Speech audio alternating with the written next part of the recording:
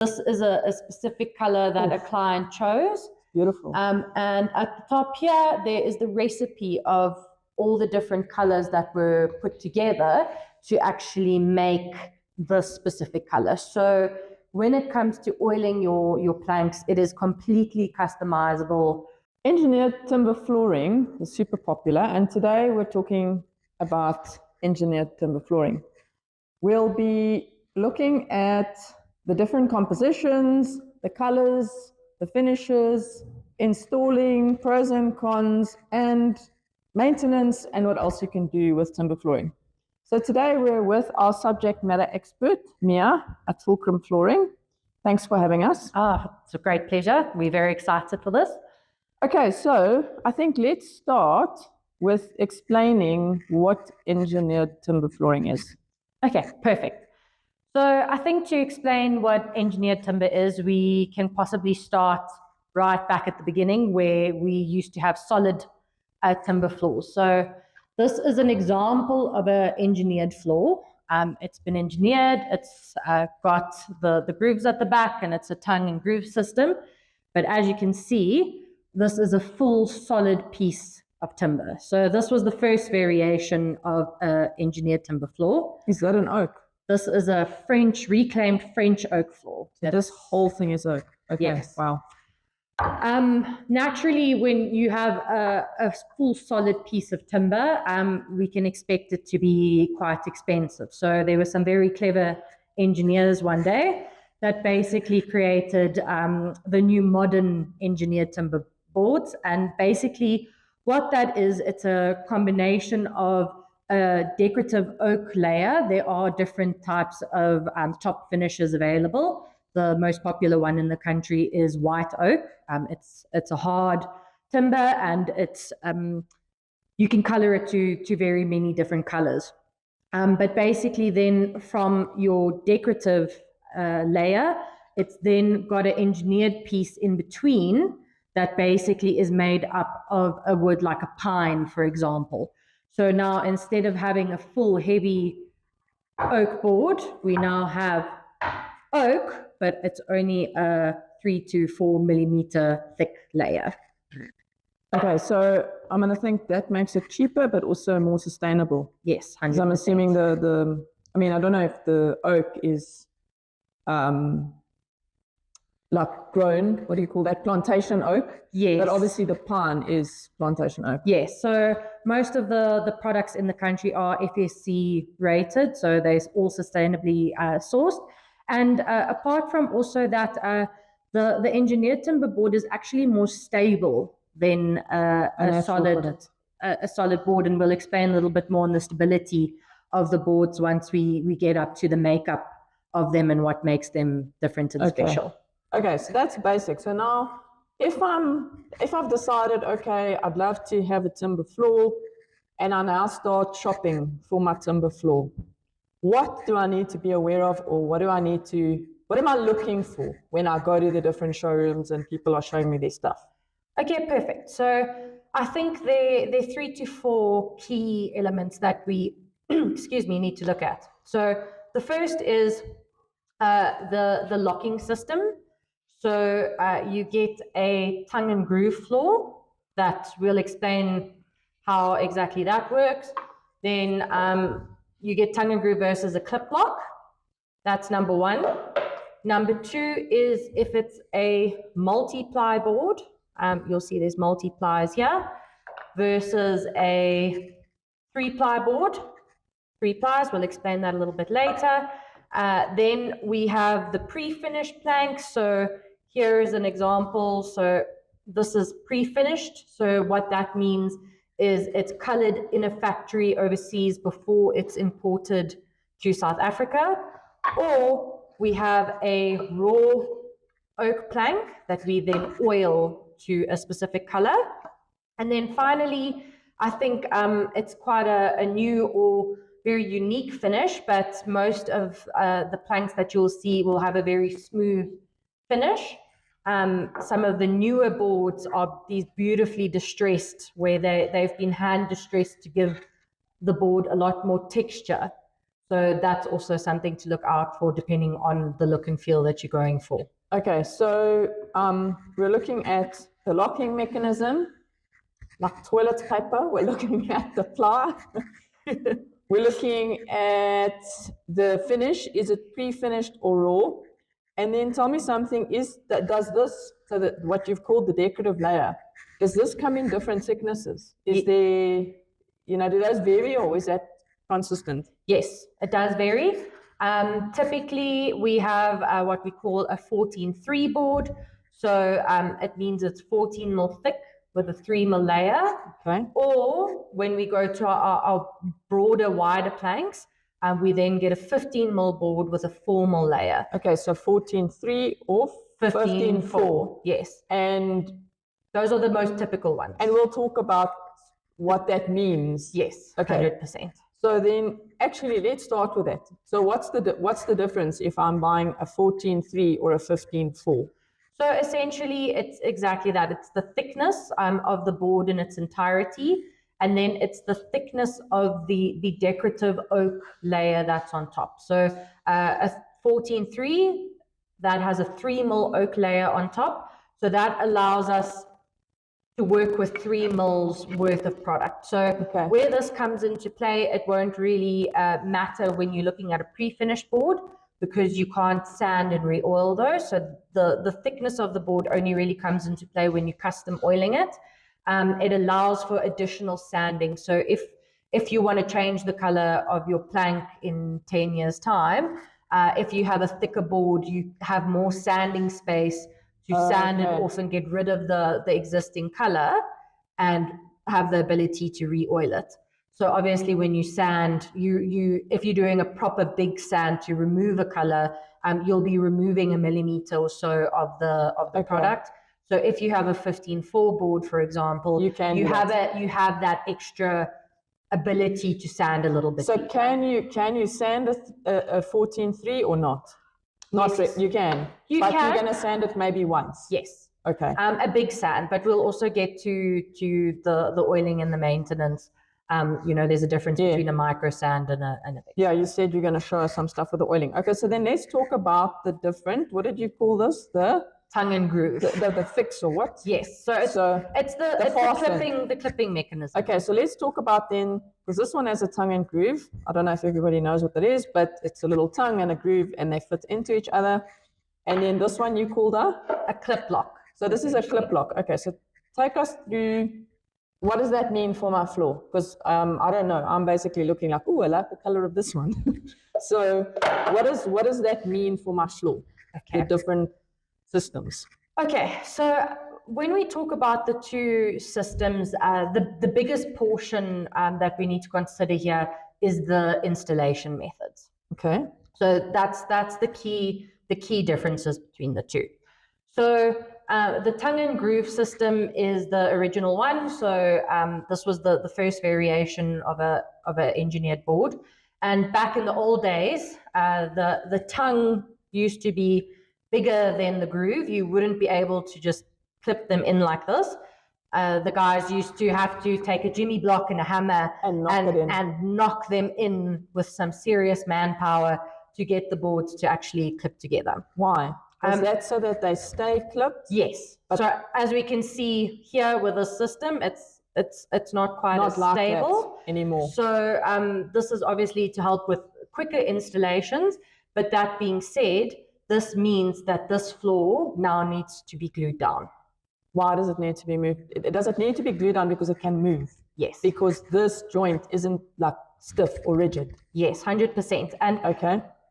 Engineered timber or any timber floor, it's a natural floor. So it gains moisture and it loses moisture. So throughout its lifespan, it's going to expand and contract as the weather changes. On a really hot day with lots of moisture, your floor is going to expand. And when it's a cold day with absolutely no moisture, especially here in Johannesburg, it's going to contract. So you're saying that this tongue and groove needs to be glued down to avoid. Are they going to pop? Is it going to move a lot? It's to avoid this floor from pulling apart. And then essentially what happens is if your floor now shrinks, and it then leaves this little gap here, for example. Then stuff falls in there. Dirt's going to fall in here, and then when your floor starts expanding again, it's not going to have any space, and then you're going to end up with a situation where your floor lifts. pops. Okay. So you need to glue it down to a very strong, and we'll get to the actual requirements of your subfloor to glue it down. But that is essentially why you have to glue it down. There is another methodology where we can put it on a sticky underlay, but to do that in this country, it doesn't really get done. So it's either you have to glue it down. If you have a contractor that tells you they're going to put some glue in the join and stick it together, it's still going to move. That's never going to work. If you remember riding on Granny's chair and you hear that, that's the cold glue joint breaking, because that glue crystallizes and it gets hard, and then it cracks, and then you're sitting with a situation where your floor is going to start pulling apart. Okay, so that's tongue and groove. Now tell us about the clip. You called it, what did you call it? Clip system or click system. So it's a patented design. It's called a 5G clip system. Okay. And that allows us to basically take the boards, and all you have to do to install them is clip them together, and we lay them on a underlay. Okay, so I want to see, because with those okay, that's quite, okay, obviously it can unclip. Yes. But okay, there's less movement. 100%, and the guarantee of the floor is that this will never pull apart. There's a guarantee that will never ever never ever pull apart if it's on the floor. If I'm not doing silly things, but yeah, they've hung cars off of. Okay, so this then doesn't get glued down. It's a loose lay on an underlay. Yes, correct. Okay, and then this has to be glued down. So is this then less likely to move when it's installed on my floor? Yes. So that being said, there's different things to take into consideration with movement. So on a floating floor, we can't do a big seamless floor. We do have to leave expansion gaps around, bigger expansion gaps around the perimeter of the building. So you definitely need a skirting of a certain thickness. And then also, if you're moving from a large body to a smaller body, we'd have to put transition trims to basically break it. There are installation guidelines in terms of the biggest space that you are allowed to install without a break. Yes.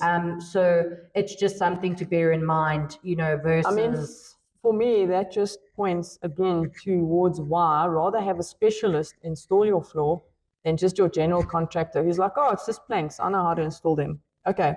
I'm also imagining, because this is glued down, but I think we'll speak about that during installation, and this is not glued down, if you need to replace a plank, potentially there's different scenarios that you need to consider. I think we'll hit that one nicely when we go to the installations. Okay, so now that we've discussed the clip system, let's now talk about the ply, because that's pretty interesting. That's not something, I wasn't aware that floors had different plies. Yes. Baby soft versus, okay. So tell us about the ply and what we need to look for and why it's important, please. Okay, so in the case of engineered timbers, when we talk about baby soft, a 3-ply is better than a 1-ply. It's the opposite when we get to engineered timbers. Yes. So a multi-ply board is basically exactly what it means. Is the board is made up, the board underneath your decorative oak layer, they lay basically north, south, east, west, and they put them on top of each other like this. That's part of the engineering that helps make the stability of the board better than a solid. But when we get to a multi-ply board, firstly, the material that they use is not necessarily as high of a quality when we look at the makeup of that versus a 3-ply board. Yeah. So if we look at a 3-ply board, this is actually a nice one. You can see there's one thick layer. So obviously to produce that costs, it takes more to produce a thicker a thing, so it's a higher quality. And also what you think about is between each and every one of these plies, are they glued? Is a glue, and they've been pressed together. So now, if it is to fail, if that glue is to fail, you've got so many more opportunities on a multi-ply for failure. I mean, if I look at this one, where it's been cut, there's like actually a gap here. Yes.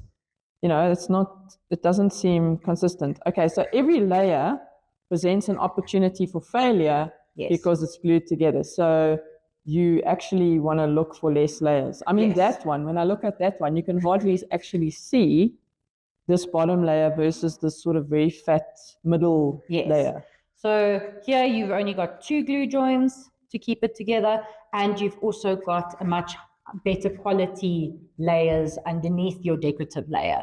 So naturally, your multi-ply boards are likely to be less expensive than your 3-ply boards.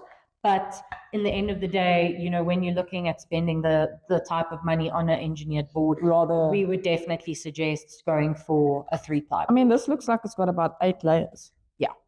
Oh, wow. Okay. So that is, so then when I'm looking at my joint, I'm looking at my ply. That's quite a nice one to remember. It's like toilet paper shopping, but you're looking for the low ply, not the high ply. And then you spoke about the finish. So boards come in different finishes. So tell us about that. Perfect. Okay, so in the market now, you can either purchase unfinished or a raw oak board. So that's basically, we've got the raw oak layer. There's no treatment that's been applied to it. Or this is just one of the suppliers that we use. There's multiple, but this is a pre-finished plank. So basically what pre-finished means is these planks are oiled and a varnish is applied in the factory overseas before the planks actually arrive in country. Okay, so this is going to go to site, it's going to get installed, and there's no need to do any additional finishing. No, so this comes in a box already colored. You are obviously limited to the colors in the range. So, and we do typically suggest that when you do buy a pre-finished board, that you keep and purchase sufficient attic stock. Yes. Because in case something happens, you have a flood or damage to an area, to find, you want something of the same die batch essentially that was made at the same time, because timber is a natural product and it changes. Every tree is different, so you would like to have the same die batch. So if anything happens, that you can then replace the boards with the same die batch that exists. And so obviously so in terms of these boards, I can't recolor it, I can't sand it. That's the color I've got. And then, I mean, so we'll talk about oiling as well, but like what happens there? I mean, how stain resistant, or I'm kind of thinking what happens now if, I don't know, I mess on that board, and now I'm assuming the only way I fix it is to take a plank out. And so fortunately with we just have to make sure from each manufacturer is different. But from this manufacturer, for example, there's multiple layers of varnish applied on top. So it's pretty durable. It's very durable. It's very well sealed, so you shouldn't have any problems with any staining. Because I'm thinking like when my kids were little, my youngest son loved to draw, and we'd literally just moved into the house, and while we were unpacking, he found a black marker and drew nicely all over the flooring upstairs, which we could then clean. I think it was a pre-finished bamboo. So that floor is kind of durable enough that if somebody takes a marker, you'll still be able to clean it. Yes. But that's your color for life. 100%. Any timber, even with the oil, you might find with exposure to UV, any natural timber will yellow with age. It's just in the tannins of the wood. So the floor may change color slightly, but it should stay relatively. That's actually a great thing to talk about, because I mean, everybody wants a light, airy home with lots of glass, and often there's going to be sunlight streaming in. Yes. How do these floors respond to that? So you're saying you might actually get a bit of color change? Yes. So any timber, if you leave it completely raw and just a clean varnish, it's definitely going to yellow over time. Okay. And it will be a lot more noticeable. Once you apply an oil and a varnish, or just the oil and a varnish, the change won't be as noticeable. But in the areas where your timber is exposed to constant UV, you will find that over time those planks will have a slight. Okay, so now let's talk about oil, and what the difference is between an oiled plank versus pre-finished. Perfect. So let's start with, this is one of our personal favorite ones, is so when we look at oils, there's different manufacturers, that produce the oils. The one is Oleum. Another example is Rubio Monocoat. They're basically the same thing. But as you can see here, there's 82 different colors available in the oiling range. And of the 82, we can actually mix multiple colors together. This is a specific color that a client chose. Beautiful. And at the top here, there is the recipe of all the different colors that were put together to actually make this specific color. So when it comes to oiling your planks, it is completely customizable. You can make absolutely any color that you want. And what's also really awesome about it is, if you look at this plank over here, this is a methodology where we aged, it's an aging process where we can actually age the timber to give it a real sort of smoky aged look before we apply the oils. So all these different oils? Yes. So that bottom one's beautiful. So then you can create a really beautiful, rich statement floor, with the aging of the timber. Apart from all of the different color variations that we can do, there's some other really awesome benefits when it comes to oiling a floor. So we're going to do a quick demonstration. We're going to apply oil to this plank. I'm going to show you how quick and easy it is. Then we're going to apply some more and leave it there for a while, and we can see what happens when we come back.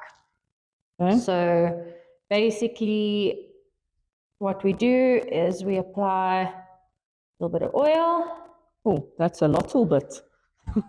hopefully I didn't overcook the goose here. And is that what it gets put on with, like on site? So we won't obviously do it by hand, but basically, yes, we do. That's not actually so obvious. So how does it... So the oil gets applied what? So we've got specific buffing machines that we they've got those fitted. Yes, and it's a round white pad, and we actually buff in the floor, buff the oil. So again, I also think that's important to know, because as a consumer, I'm not going to know that, okay, so I've selected my plank, I'm going for the clip system, not the tongue and groove. I've got my 3 or my 4 mil. And I've then selected my color. I'm not going to know that the oil needs to be applied mechanically for, a better end product. Like, if the guys arrive and they're doing it by hand, I'm just going to be like, okay, I guess that's how they do it. So that's I guess another question to ask. Okay, of the supplier that I want. Oh wow, that's quite amazing how the color changes. Like, yes, really brings out the grain. So, that's another thing that's, I think, important to know. How will you be applying the oil, ensuring that, especially when you're investing in a floor like this, you want it to be done properly. Okay, now you're going to chuck some more oil. I'm just putting a little bit more on, and I'm going to explain why. Okay, so let's revert back. So yes, you do need, you would mechanically apply the oil on site if we are oiling on site. Where does it get oiled? Does it get oiled before it goes to site or on site? That's another interesting question. So let's go down that rabbit hole. So there are two methodologies that we can oil floors in South Africa. They have actually built-in machines that oil the planks off-site, or we can oil them on-site. Now, the thing to consider that we found is with the machines, the plank goes through relatively quickly. So it doesn't give enough time for the oil to actually marry with the timber properly. So when we oil on site, for example, you'll see there is extra oil. Yeah, I see there's a bit of oil on the surface. Yes. So once we've applied, we leave that extra oil for a little bit while so that it actually really marries and pulls into the timber. Okay. So what that allows us to do is to leave this floor oiled without applying a varnish. And there's benefits to that we'll get to. If it goes through the machine, we would always suggest to apply 2K varnish on it, just because of the time it takes to actually... For the oil to go into the timber? Yes. So if I oil this on site, is the oil going to be the final finish then? Yes. Okay. Yes, all right. 100%. So basically now, once we've allowed our oil to marry with the timber, we've let it really soak in. We then remove the excess oil with some more pads. So basically, we just use additional pads and just keep buffing it in until all of the excess oil has been removed. And how long does a floor like this now need to stand? Because, just from a planning perspective, obviously floors come in right at the end. So for those of you who don't know this yet, if you're planning to build a home, your floor comes in right at the end. Because the way that a contractor puts down a hammer or any tool is like this. So you really want to protect your floor. So if this goes in at the end, how long is that room closed and not accessible? So with the oiling process, you need to let it stand for at least a day before you can start trafficking the floor. Okay. We still wouldn't suggest, washing it or going crazy on it, so that the oil still needs to cure properly. Yes. But basically you can start trafficking it the next day. But it is quite a lengthy process. So if timelines are a concern with the oiling on site, what we can do is we can do a pre-oil through the machine, and then we do the final oil on site. So then it will go a lot faster. And that's actually a good question. So how many layers of oil actually need to happen on site? So generally 1 to 2. It depends. So obviously, if we're allowing it to really soak in and marry, oil, give it a day, let it stand, and then you're oiling again and letting it stand. Not necessarily always the case. I think it's just the time that we allow the oil to sit and actually marry in on the floor. So that's where we lose a lot of the time, and especially if we're dealing with large square meters.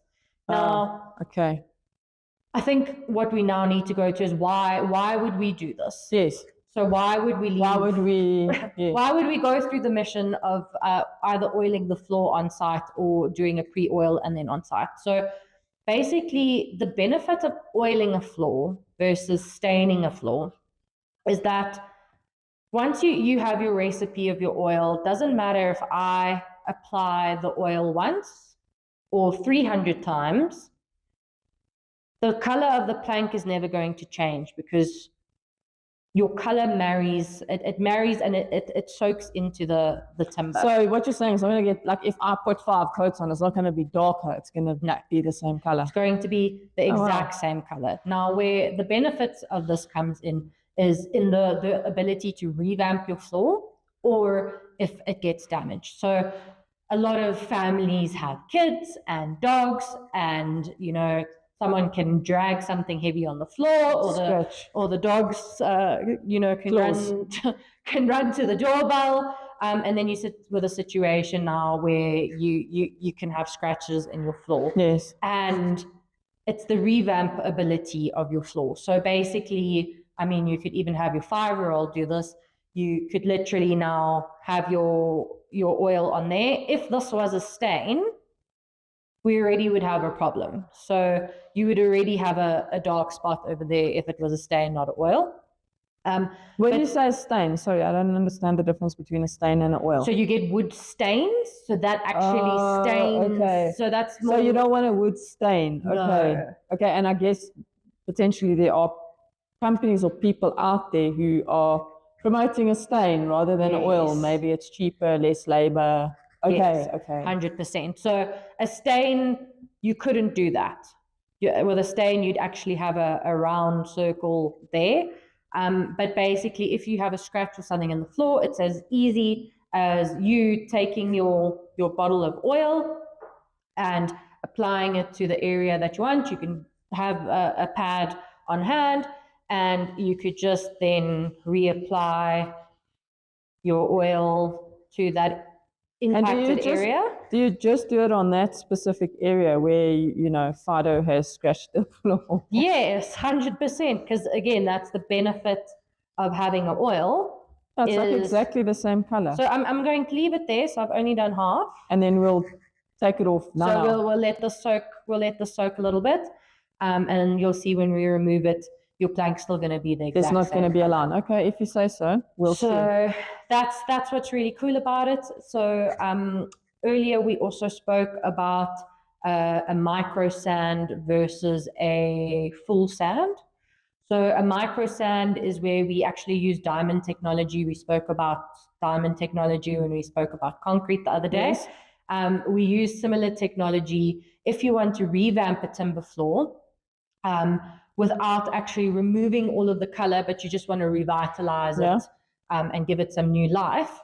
Then we do a micro sand with the floor with some diamond technology and our actual machines.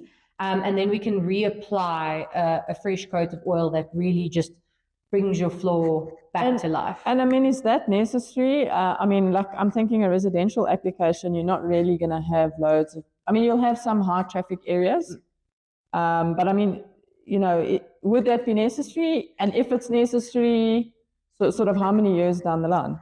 So look, we did a oiled floor in some of the international slow lounges or the slow lounges across the country. Those were micro revamped after 5 years. But I mean, that's a slow lounge. That's exactly not a slow space. Exactly. Getting a lot of traffic. So that's a large amount of traffic. Wow. Okay. But again, the benefit is you didn't have to lift the floor. You could just go in, micro sand, apply another layer of oil. And that floor's been there for more than 12 years. And it's still going. So in a residential application, chances are you're not going to need to do it anytime soon, depending on if you have a bull terrier or not.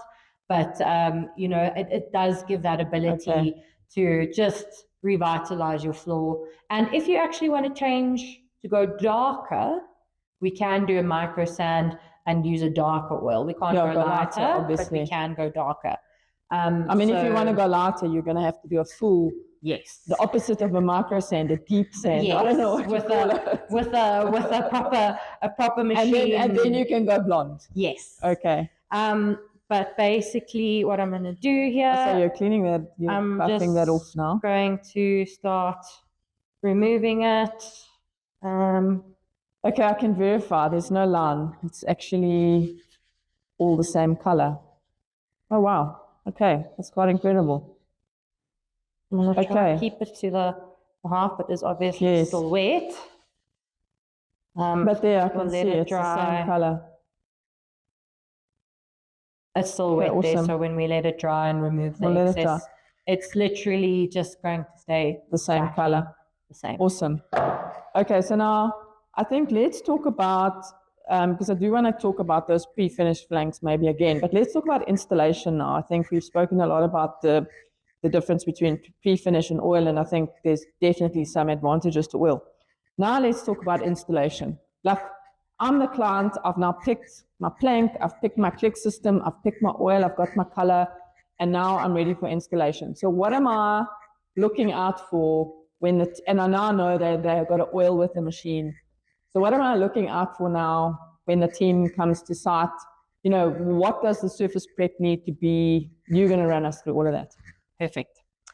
So whether you're going to do a glue down or clip lock floor, your floor does need to be very level. So I think the tolerance is 3 mil over 1.2 meters.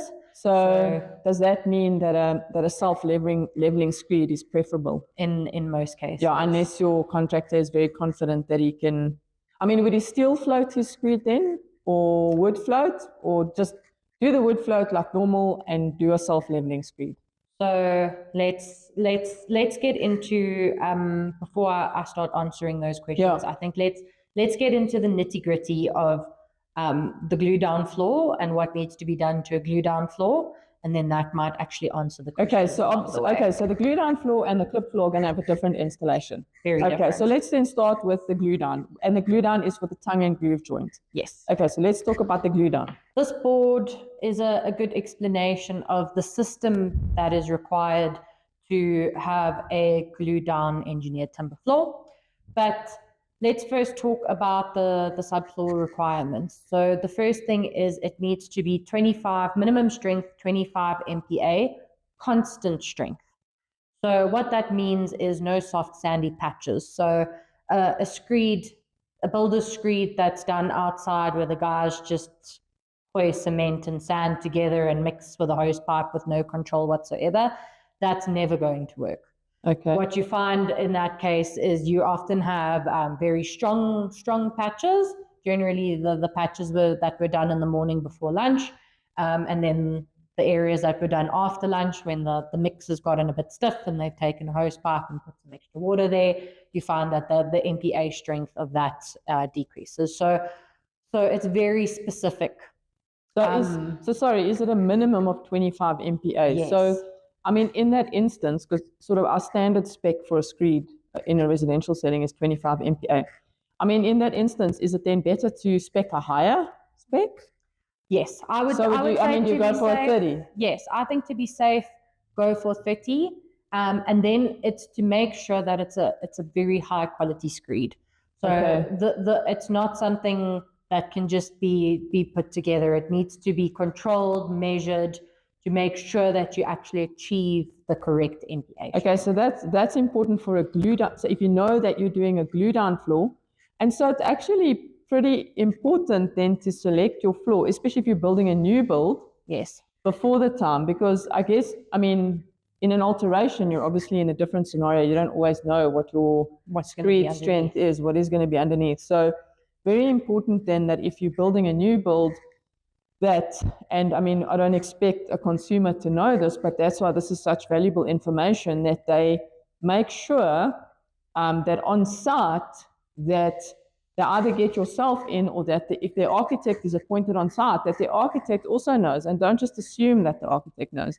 Yes. But ensure that you then want a 30 MPa screed, and it must be a high quality screed, and it must be done in a controlled environment, and the contractor has to be very aware of that, because if you come onto site and you find sandy patches, then Mr. Contractor, you are chopping up that screed and you're redoing it. Yes. At your own cost, and you're then delaying the project as well. So super important. Big delay at that, because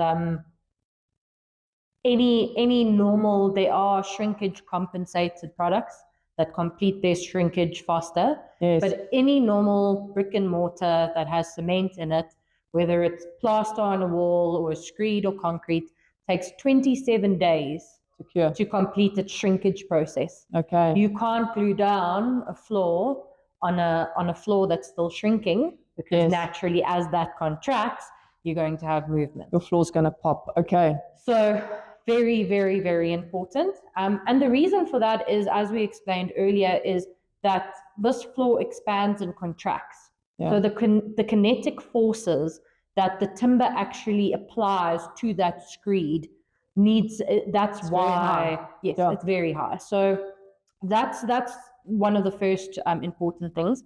The next thing that a lot of people miss is the 1 bar pull-off strength. So what that means, there's a cool little device that they stick onto the floor, and they basically pull, and the floor needs to be able to withstand at least 1 bar of pressure. Okay. Now, when we talk about screeds, whether it be a self-leveling screed or a normal builder screed, what a lot of contractors and flooring installers might not understand is that when any cementitious mortar cures, the water basically evaporates out of your floor. As that happens, there's fines, we call it fines, that comes to the top of the floor. So whether you steel floated, wood floated, or even if it's a self-leveling screed, these fines come to the top of your screed, and that creates it's a little fine layer of material, and that's not bonded to your floor. It's soft. Okay. So to achieve your 1 bar pull-off strength, you actually either need to buff or grind your floor to remove that latent layer before you can actually start applying any of the next steps. So the glue down product is actually quite a mission to install. Okay. Yes. So you're gonna grind it. Okay. Wow. Yes. So you either need to buff or grind, but we need to make sure that all of the latents is removed so that you can achieve that 1 bar pull-off strength. Sure. Okay. Then the next step is you need to apply a moisture barrier to the screed. So on top of anyone, you need to apply a moisture barrier. This is the Wackle system that they have. There are multiple other systems available from different suppliers. But basically you need your moisture barrier, and then the adhesive. Sorry, is this the moisture barrier? No, this is a primer. This is the polyurethane primer, so this is your moisture barrier, yes. All right. So any moisture barrier would probably be a polyurethane, 2-part polyurethane product. Okay. Then on top of that, we then get to the adhesive. So you can't just use any adhesive to glue down a timber floor. Again, we've spoken about the very strong kinetic forces that the engineered timber is going to apply.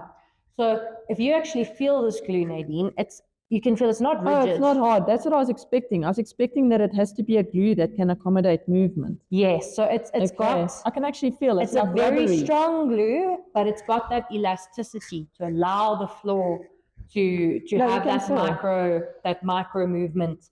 So your floor won't pull apart, but it is still allowing that timber to move slightly when it's installed.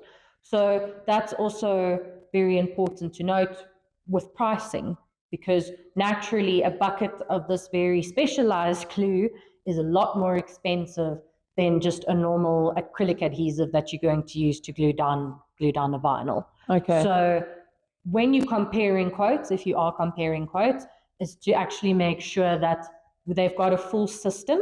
And that's also something very important that we would always suggest, and that we personally do, is that if we choose to go Wackle, we'll use the full Wackle system. We won't go and use a Wackle primer with a PK adhesive. Okay. We like to stick to a full system just for peace of mind, that if anything that can go wrong, that there's always one point of contact. And these are also systems that have been designed to work together.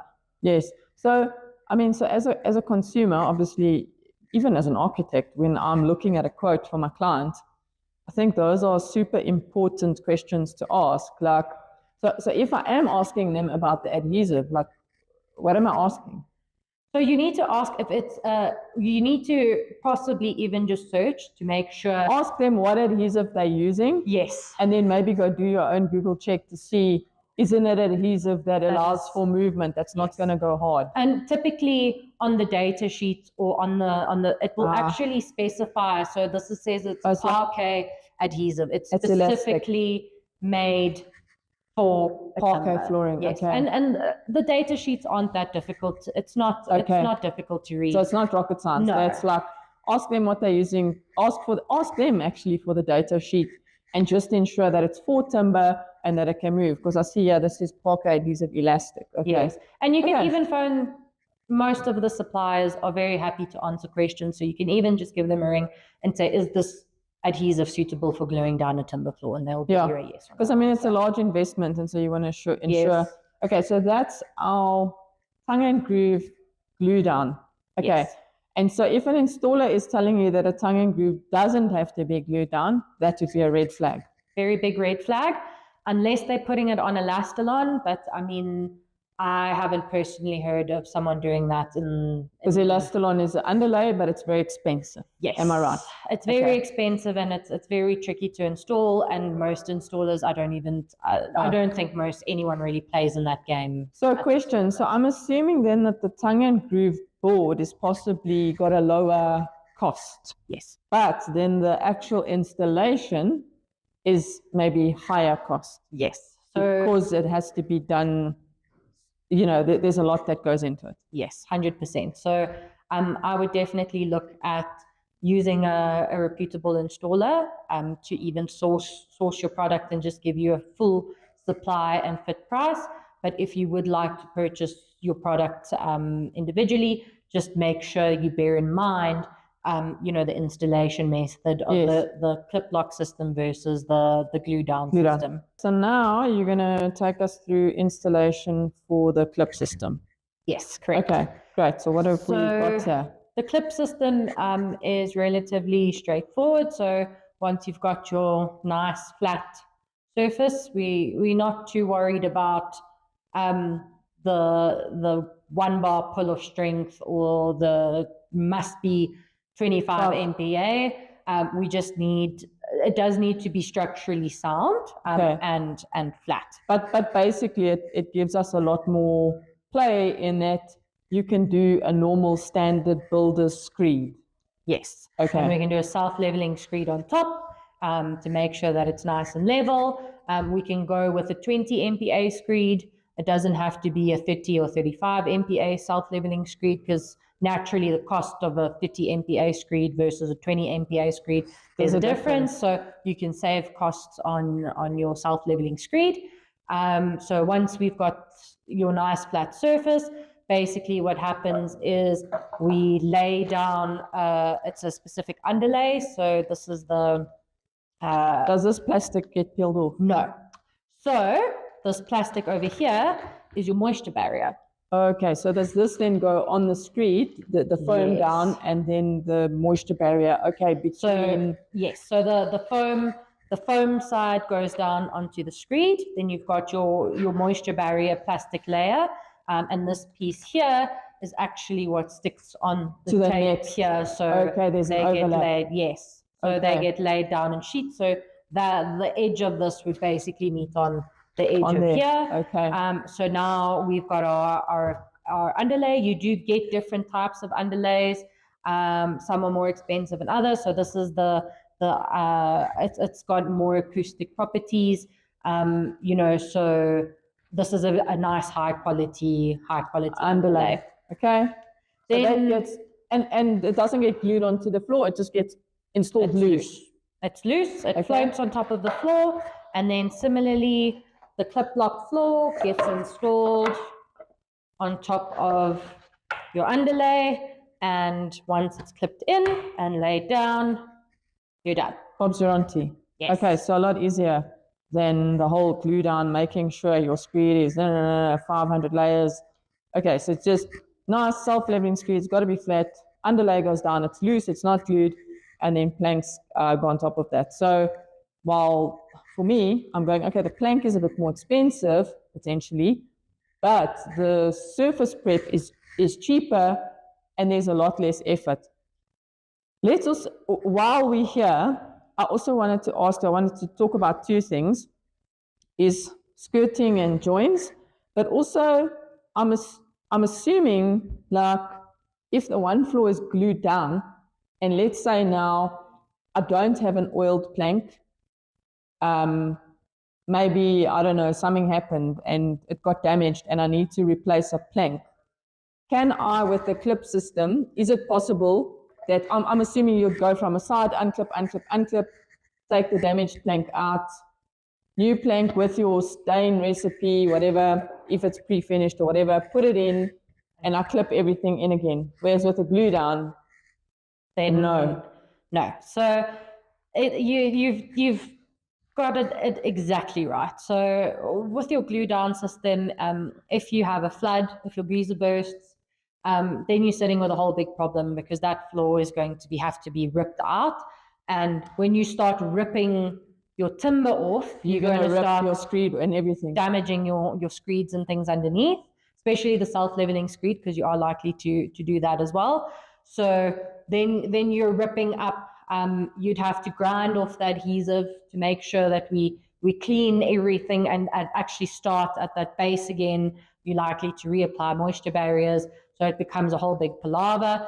Sure. Same situation if you've got a damaged plank, you can try and cut it out and glue another plank in, but it's a very big mission. I didn't even think of the thing where the geyser explodes. So, I mean, let's say we do have a scenario where either the floor is flooded because it's the geyser, or I don't know, it's a flood or whatever. But I'm assuming neither of, like, a timber floor is not going to handle water well. No. But like with this, can you still try and clip it up? At least here you can try to take it out, salvage some of it if possible. Yes. But at least here your substrate isn't destroyed. Yes. Whereas there it's, so that's actually, I mean, that's a lot of stuff to think about, because while you're potentially saving money in the short, I don't know if you are from an installation perspective, but yeah, these are important things to consider. No, it is that. And if you catch the geyser burst in time, you are likely to be able to salvage a whole bunch of the clip lock, because it's as easy as, if you need to replace plank or uplift, we have your skirting against the wall. We have to leave a expansion gap so that the timber can expand and contract. So basically what it would literally be, remove the skirting from the wall, and then we start unclipping from the side, and you can unclip and then go and dry out your planks, dry out the screed, check if the screed, and get all of the moisture out of the screed as well, and reassess your self-leveling screed. It may or may not be damaged depending on the amount of water and how well the screed was bonded. Self-leveling screed doesn't like water, by the way. It's not a fan. Okay. So if your geyser bursts, 50-50 chance. So just don't put your geyser where your timber flooring is. Make sure it's far away. But once you've found your damaged plank or whatever, it's literally as easy as taking the boards and clipping them back in again. It goes in. You reinstall your skirting. So let's quickly talk about skirting, because both of these floors are going to need a skirting because they need an expansion gap. Yes. So you need a slightly thicker skirting. So we generally say minimum 20 mil thick skirting when you're doing a clip lock floor. That gives us the ability to leave expansion gaps. So your floating floor is going to expand and contract a lot more than the glue down. It's understandable because there's nothing holding it down. But again, the clip lock system guarantees you that's never going to split open. So you're never going to have a situation with dirt and peaking. The crap gap. Yeah, that's a great one. That's the technical term. Yes, the crap gap. For a small place that collects dirt. It's in the architectural dictionary. It's the crap gap. Okay, cool. So yes, skirting definitely needs to be applied. And then, as mentioned a little bit earlier, is when we go for a floating floor, there are certain maximum sizes that the floor needs, that you have to adhere to before you put in an expansion gap. An expansion gap, we would probably use a little, we call it a transition or a T expansion. You get different, these are solid oak ones which can be colored the same color as your floor, or we can start going to anodized, aluminium, sorry, that's an adaptation, but we can go to anodized or wrapped aluminium expansions, but we just need to make sure, again, that there's enough, it needs to be broad enough for the actual expansion to happen. For the expansion, yes. And when I'm going from now, let's say I've got my timber floor here, and now I want to transition to tiles. Am I also going to use the same methodology? So yes, in most cases, if you've got tile height the same as your timber floor height, if you've got your planning right, that should 100% be able to be done. So I can't just have a little strip. I have to have one of these guys. You're either going to have a T expansion, or what we could do is you could use an end trim, which we also often use. It might be a little bit neater that you put that.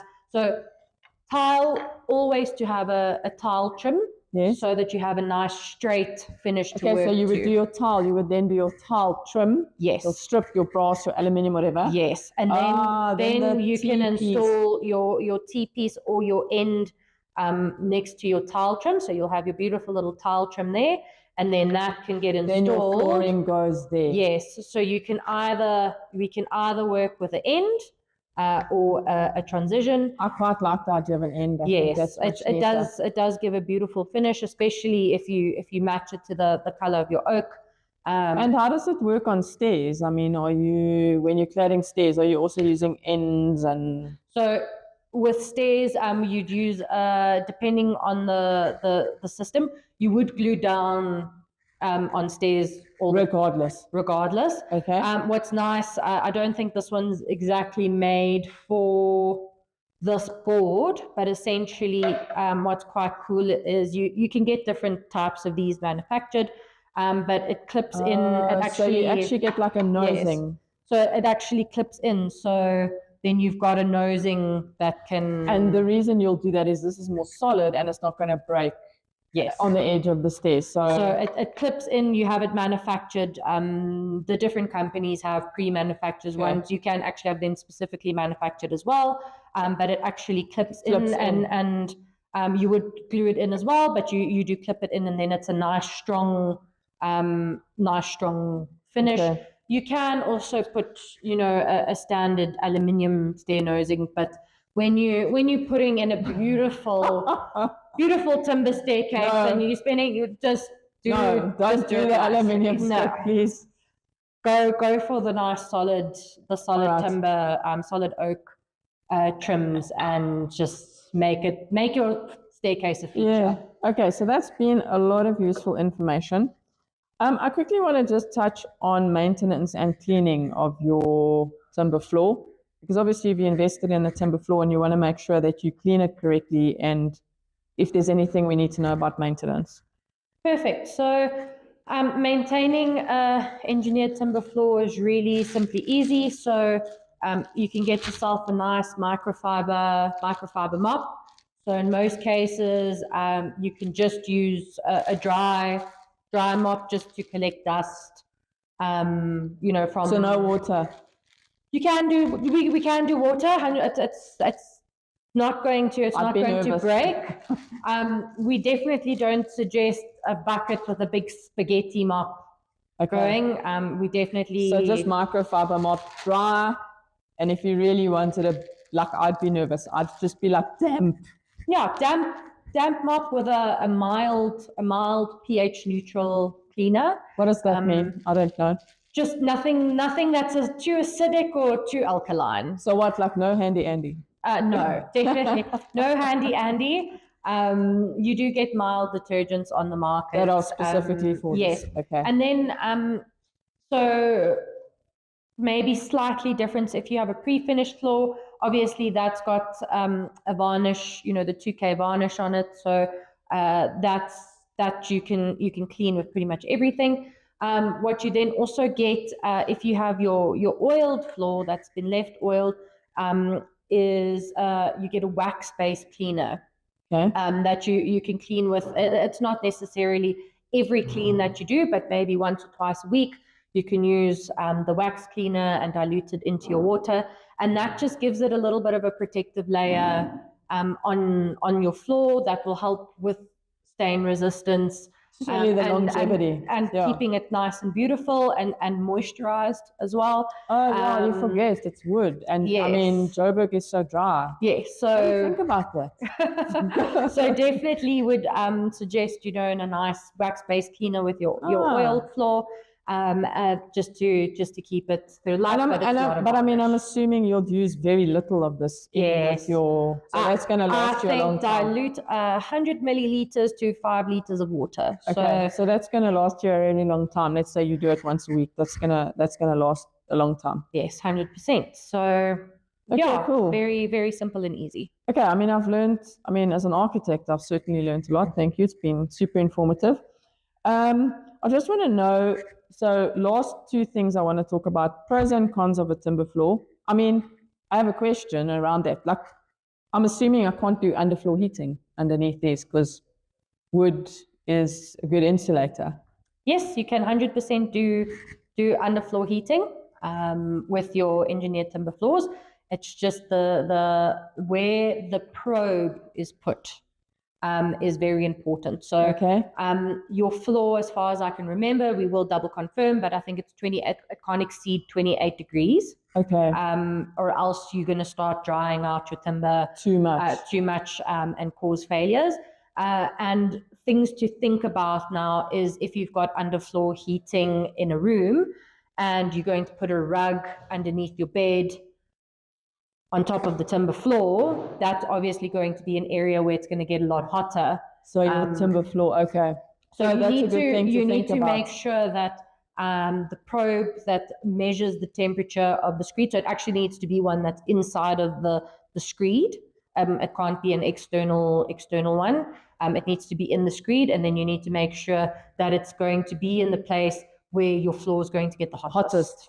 So if you've got a big sun window and sun is beating down there, that's where you want to put your probe. So it's just a little bit of foresight, but a good contractor should be able to know that and advise, especially earlier. The earlier you get them involved, the better. And should be able to advise. For me, that's super important. So for me as an architect, that's super important to know that if my client wants to do an engineered timber floor and we're doing underfloor heating, that I need to be aware of that and plan accordingly. But I am maybe a bit anal when I'm on site, and I like to get into all the detail of stuff because it's very difficult to fix that stuff afterwards. After the fact, okay. Yes.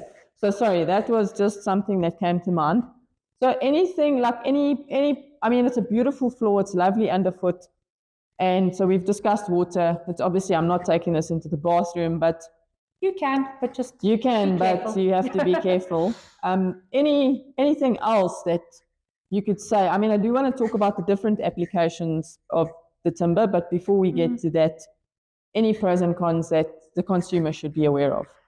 I think it's basically comes down to personal client preference. Obviously, an engineered timber floor is going to be quite a bit more expensive in comparison to your laminates and your vinyls and those types of finishes. But I think in the end of the day, excuse me, is you've got a beautiful it's a natural product. And the look and feel that it gives your space it's completely different to what a laminate or a vinyl is going to do. So I think it's just making sure that you purchase the right product, that it's going to work for you and your budget, and making sure that the installation's done correctly so that you don't sit with problems after the fact. You don't want that, especially when you're spending a good amount of money on the product itself. So yeah, I think pros and cons, the only thing that I would really say is just obviously it can't be flooded with water, but most products in the market can't handle large amounts of water anyway. I mean, there are certain laminates that you can submerge in water for 24 hours, but I mean, if you leave the house for a long weekend and your geyser bursts, chances are you're going to have to fix and replace anyways. So the customization. So plan the geyser better. Plan the geyser around your flooring. Yes. Okay, so that's wonderful. So, I mean, at the moment, we're using timber a lot. We have wall cladding, we have ceiling cladding. So I think that was just something that I think you and I touched on, is that for cladding, you actually have a different product. Yes, so naturally when this is a floor, yeah, that we're walking on. You know, we need quite a strong, solid finish. Yeah. There are other products on the market. So we spoke about a 14.3 and a 15.4 board. This is a 10.2, so it's 10 millimeters thick with a 2 mil oak board. And you'll see actually the composition of this is it's a MDF, so same as a laminate. So it's crushed wood fibers that have been put together. So it's a lot thinner and it's a lot less expensive than your... So this is what I'd use if I want to clad the wall or if I want to do a ceiling installation. Yes, 100%. You can still 100% use the other ones, but just from a budget perspective, I personally wouldn't spend the extra money because this has the same principle. It can still be oiled, it can still be customized, you can still make it into whatever you want. It's just a little bit less expensive to install on your wall and your floor. So I would definitely look at something like that. If you're going pre-finished, you're obviously stuck with what you have. Yes. But if you're going oiled and you're doing a custom color, then you can definitely do something like that. So a 10.2. Yes. Okay, with an MDF backing. Okay, I think that has been like super informative. So thank you very much. We'll obviously put your details in the final video where people can find you. And feel exhausted, but I learned a lot. Thank you. Thank you so much.